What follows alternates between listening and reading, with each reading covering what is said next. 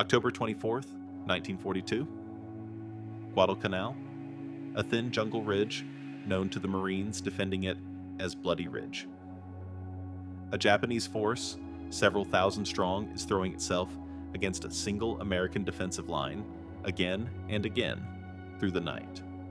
The line is thin, the line is exhausted, and in the middle of it, one machine gunner is doing the work of an entire section by himself. His name is Sergeant John Basilone. When most of his gun crews are killed or wounded, he keeps firing anyway, repairing damaged weapons under fire, moving between positions alone, holding a line that should not have held. When the ammunition finally runs dry before dawn, he doesn't retreat. He picks up a pistol and a machete and keeps fighting. By the time the sun comes up, the Japanese assault on his section of the line has been shattered. That single night will make John Basilone a legend, earn him the Medal of Honor, and turn him into one of the most famous faces in America. And 2 years later, he will walk away from all of it, fame, safety, a hero's welcome, to go back to the war that made him. To understand the man on that ridge, you have to go back to a working-class Italian immigrant family in Raritan, New Jersey.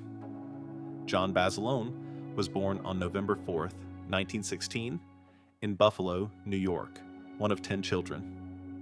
His family soon settled in Raritan, where John grew up in a household that valued hard work over comfort.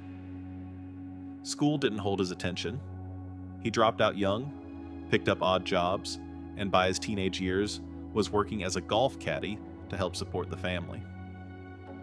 At 17, restless and looking for something bigger than small-town New Jersey, Basilone enlisted in the U.S. Army.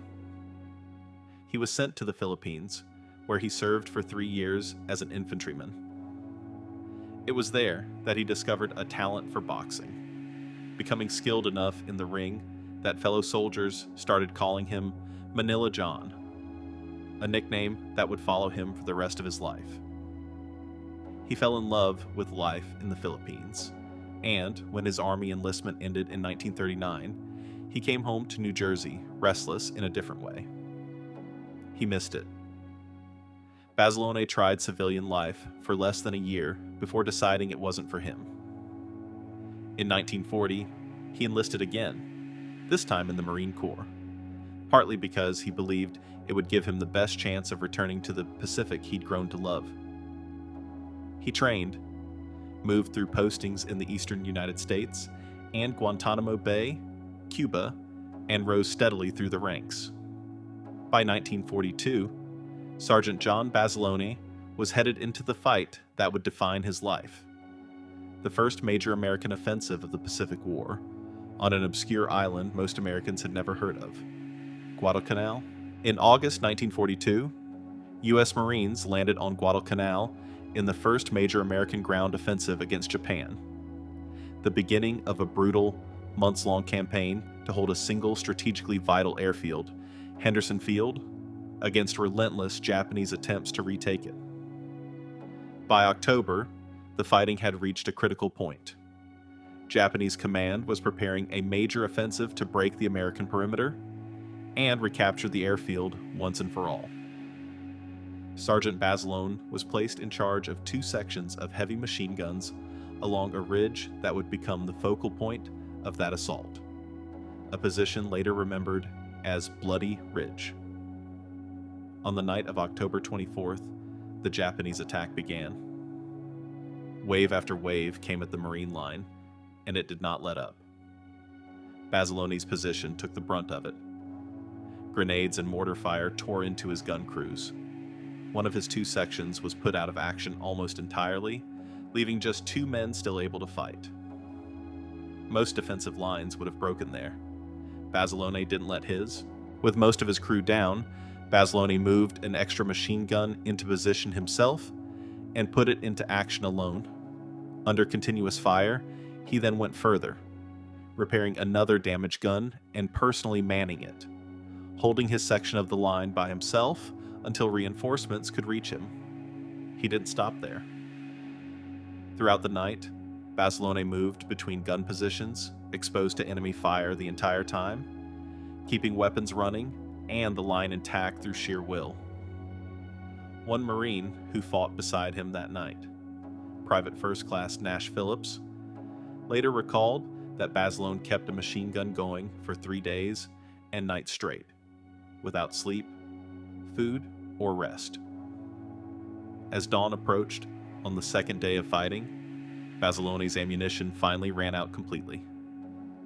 With Japanese soldiers still pressing the attack and no rounds left to fire, he didn't fall back. He drew his pistol, picked up a machete, and held his position in close quarters, fighting until the assault in his sector was finally broken. By the time the sun came up, the Japanese force in front of his position had been virtually annihilated. The line had held because one sergeant had refused to let it fall. For this, Basilone was awarded the Medal of Honor, becoming the first enlisted Marine of World War II to receive it. Basilone's actions on Guadalcanal made him one of the most famous servicemen in America. The Marine Corps brought him home in 1943 to headline a nationwide war bond tour, and Manila John became exactly the kind of hero the country needed to see. His face appeared in newspapers and newsreels. Crowds gathered wherever he went. He was, for a time, treated less like a sergeant and more like a movie star. It was during this period, training Marines at Camp Pendleton in California, that Basilone met Sergeant Lena Mae Riggi, a fellow Marine. The two fell in love and married in July 1944. He could have stayed. The Marine Corps offered him a stateside commission, safety, comfort, a hero's life on American soil for the rest of the war, and a future with his new wife. Basilone turned it down. He wanted to go back to the fight, back to the men who were still out there. Riggi understood, even if it broke her heart. In December 1944, Basilone shipped out again for the Pacific. He would never see his wife again. February 19th, 1945. D-Day for the invasion of Iwo Jima, one of the most heavily fortified islands the Marines would face in the entire war. Unlike Guadalcanal, there was no surprise here. Over 20,000 Japanese soldiers waited in a network of bunkers, tunnels, and fortified blockhouses across the island. And as the Marines hit the beaches, that defense opened up with devastating, coordinated fire. Units were pinned down almost everywhere along the landing zone, unable to move forward off the sand.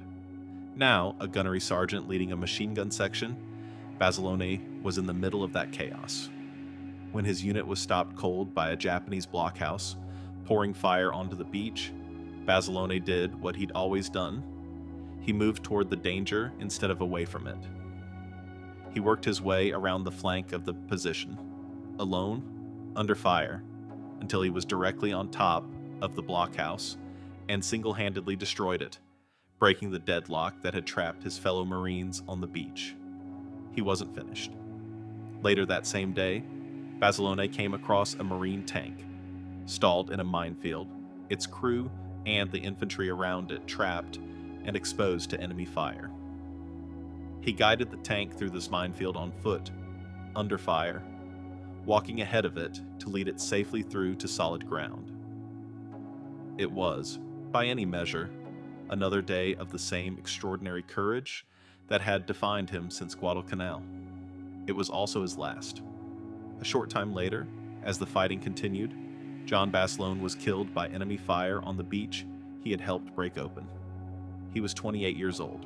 For his actions at Iwo Jima, John Basilone was posthumously awarded the Navy Cross, the Marine Corps' second highest decoration for valor. Combined with the Medal of Honor he'd earned at Guadalcanal, it made him the only enlisted Marine in the entire Second World War to receive both honors.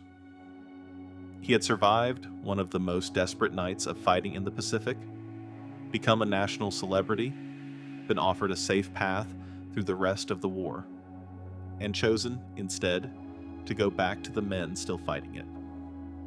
He did not have to die on that beach.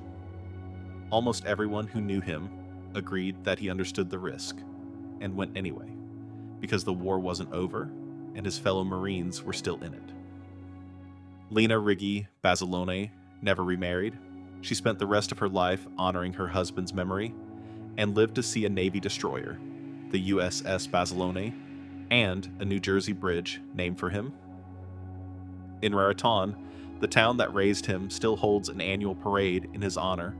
More than 8 decades later, John Basilone went from a caddy in small-town New Jersey to a legend on a ridge in Guadalcanal, to the face of a nation's war effort, and finally, back into the fight that took his life. Because for him, being a hero was never about the parades. It was about the men beside him. That's the story of Bloody Ridge, Iwo Jima, and the Marine who went back. That's John Basilone.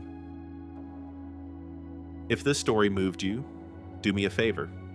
Hit that subscribe button and turn on notifications, because there's another forgotten hero waiting for you next week on Battlefield Chronicles. And if you think someone else needs to hear this story too, share this video with them. These stories deserve to be remembered, and that only happens if we keep passing them on. Drop a comment and let me know who you want covered next. Thank you for watching, and I'll see you in the next one.